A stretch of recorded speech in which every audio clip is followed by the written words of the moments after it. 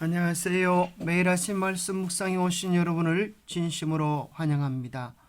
1월 19일 일요일 어머니의 사랑보다 더한 사랑.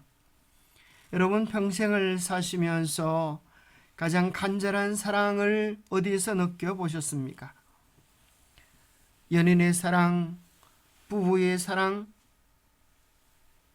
어머니의 사랑, 아버지의 사랑. 그 어떤 사랑보다 더 크고 놀라운 것이 우리를 향한 하나님의 사랑임을 이야기해 주십니다. 여인이 어찌 그 젖먹는 자식을 잊겠으며 자기 태어난 아들을 긍휼히 여기지 않겠느냐. 그들은 혹시 잊을지라도 나는 너를 잊지 아니할 것이라. 이사야 49장 15절. 생각할 문제, 이 세상에서 가장 애절한 사랑은 어디에 있을까? 하나님의 사랑은 어떻게 그보다 더 크고 놀라운가? 오늘 우리에게 주는 교훈은 무엇인가? 아비가 자식을 불쌍히 여김같이 여호와께서는 자기를 경외하는 자를 긍휼히 여기시나니 여인이 어찌 그 젖먹는 자식을 잊겠으며 자기 태어난 아들을 긍휼히 여기지 않겠느냐. 그들은 혹시 잊을지라도 나는 너를 잊지 아니할 것이라.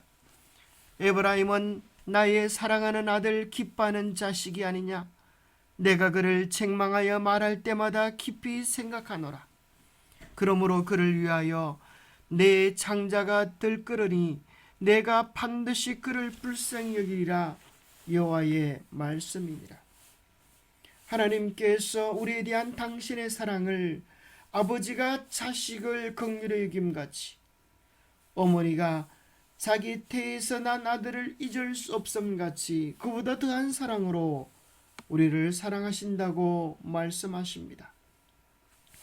이 구절에 따르면 하나님은 우리를 사랑하는 자녀로 여기시고 선한 부모가 자녀를 사랑하는 것처럼 우리를 사랑하십니다. 그러나 이사야 49장 15절이 말한 것처럼 육신의 어머니도 젖먹는 자식을 잊으며 자기 태어난 아들을 긍휼히 여기지 않을 수 있습니다. 하지만 하나님은 결코 그분의 자녀를 잊지 않으시며 그분의 자비는 끝이 없으십니다. 특별히 주목할 만한 점은 하나님의 풍성한 인애를 묘사하는 많은 본문에서 사용된 히브리어 단어 라함이 태를 의미하는 용어 라함에서 유래한 것으로 추정된다는 것입니다. 학자들이 말한 것처럼 하나님의 사랑은 어머니의 태와 같은 사랑입니다. 하나님의 인애하심은 인간의 어떤 사랑, 심지어 갓난아기에 대한 어머니의 사랑과도 비교할 수 없을 만큼 크고 놀라운 것입니다. 이 태를 다른 말로 생각해 보면 자궁입니다. 십자가의 자궁 속에서 새 생명이 태어납니다. 자궁은 어떤 장소입니까? 아이의 궁전인 것입니다. 흔히 무균실로 표현되어지는 그곳은 어떤 위험도 공격도 미움도 없는 사랑과 행복, 보호만이 가득한 철저한 여인의 삶 속에서 가장 깊고 엄밀한 궁전인 것입니다. 십자가의 자궁 속에서 우리를 향한 하나님의 절대적 사랑의 깊은 십자가의 자궁 속에서 그 사랑을 경험할 때, 당신의 생명까지 내어신 그 십자가의 사랑을 경험할 때 비로소 우리는 하나님의 사랑을 깨닫고 새 생명으로 태어나게 되는 것입니다. 하나님의 사랑을 이해하는 낱말 가운데 긍휼이라고 하는 히브리어 라함임은 자궁이라고 하는 라함에서 유래되었습니다. 긍휼은 바로 자기의 태를 찢고 나온 자식에 대한 어머니의 애정을 의미합니다. 마음이 불붙는 것 같아서, 마음이 타는 듯함으로 하나님 모든 표현들은 자식을 생각하는 어머니의 애절한 심정을 묘사합니다. 하나님의 사랑은 어떻게 그보다 더 크고 간절합니까? 에브라임은 나의 사랑하는 아들이냐?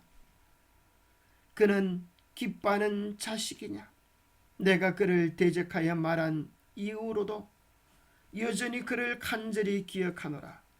그러므로 내가 그로 인하여 애를 태우나니 내가 반드시 그에게 긍휼을 베풀리라. 주가 말하노라. 오냐, 에브라임은 내 아들이다. 눈에 넣어도 아프지 않은 나의 귀염둥이다. 책망을 하면서도 나는 한 번도 잊은 일이 없었다. 가엾은 생각에 내 마음은 아프기만 하였다. 내가 진정을 하는 말이다. 눈에 넣어도 아프지 않는 귀염둥이. 책망을 하면서도 한없이 오히려 부모의 마음이 더 아픈 그 심정으로 주님은 우리를 사랑하시며 돌보시며 기억하시는 것입니다. 단장지혜라는 중국 남북조 시대의 고사가 있습니다. 진제국의 대장 환원이 성안을 정벌하기 위해 배를 타고 양자강을 거슬러 올라가 삼협이라는 계곡을 지날 때였습니다. 이곳에서 부하 한 명이 새끼 원숭이를 잡아왔습니다. 그런데 어미 원숭이가 며칠간을 협곡을 따라오며 수백 리를 울었습니다. 배가 강기슭에 닳자 어머니의 원숭이는 배에 뛰어들어 새끼도 못 보고 그 자리에서 죽고 맙니다. 세상에 배를 갈라보니 창자가 모두 끊어져 있었습니다. 환호는 아무리 짐승일지라도 모정이 지극하다 하면서 어미 원숭이를 후히 장사 지내주고 새끼 원숭이를 풀어주었다 합니다. 자기 새끼를 향한 마음이 얼마나 애절하고 간절했으면 창자가 모두 끊어져서 죽게 되었단 말입니까? 그래서 에미가 자식을 생각하는 창자가 끊어질 듯한 그 사랑을 단장지라고 명명하게 되었습니다. 어머니의 사랑보다 더 큰 사랑이 우리 하나님의 사랑입니다. 아무리 크고 놀라운 어머니의 사랑일지라도 어머니의 사랑은 제한적입니다. 죽음으로 끝나고 공간적으로 늘 함께 할 수 없지만은 주님의 사랑은 시간적 공간적 제한을 초월하여 영원토록 우리를 사랑하십니다. 때로 어머니의 사랑은 변덕스러워 자칫 아이의 성품에 좋지 않은 영향을 미칠 수도 있습니다. 하지만 하나님의 사랑은 한결같이 우리를 사랑하십니다. 그분의 사랑을 알면 알수록 우리는 더욱 반듯한 하나님의 자녀로 성숙되게 될 것입니다. 때로 어머니는 자식을 잊으나, 때로 어머니는 자식을 버리기도 하나, 때로 어머니는 자식의 마음에 잘못된 모본으로 상처를 주기도 하나, 때로 어머니는 잘못된 교육으로 아이의 품성을 비틀어주기도 하나, 우리 하나님은 언제나 바른 우리의 모본이시오. 우리가 언제나 의지할 영원한 반석이시오. 모든 것을 다 잃었다 할지라도 끝까지 지켜주시는 마지막 삶의 보로인 것입니다. 그 큰 사랑을 경험할 때 우리는 새로운 용기와 힘을 얻게 되어지고 새로운 하나님의 피조물로 태어날 수 있는 것입니다. 더 큰 그리스도의 사랑, 어떤 환경도 어떤 거리도 우리를 구주와 분리시킬 수는 없다. 우리가 어디 있든지 그분께서는 우리 우편에 계셔서 우리로 쓰러지지 않게 하시고 옹호해 주시고 붙들어 주시고 위로해 주신다. 그리스도께 구속받은 사람들에 대한 그의 사랑은 자녀에 대한 어머니의 사랑보다 더 크다.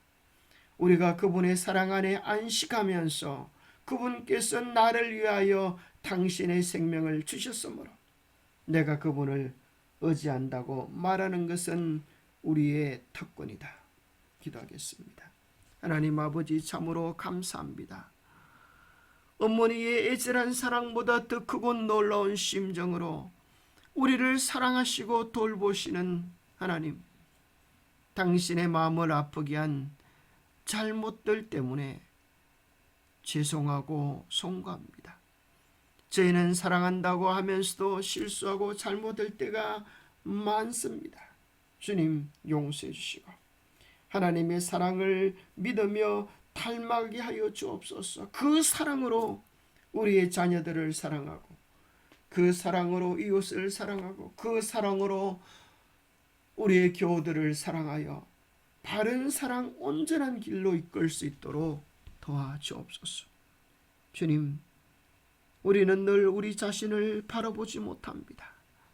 주님의 온전한 사랑 속에서 우리 자신을 바르게 살피고 바르게 누리고 바르게 그 사랑을 나타내는 축복의 통로들이 되게 은혜 다하여 주시옵기를 우리 주 예수 그리스도로 모자하여 간절히 간구하옵나이다.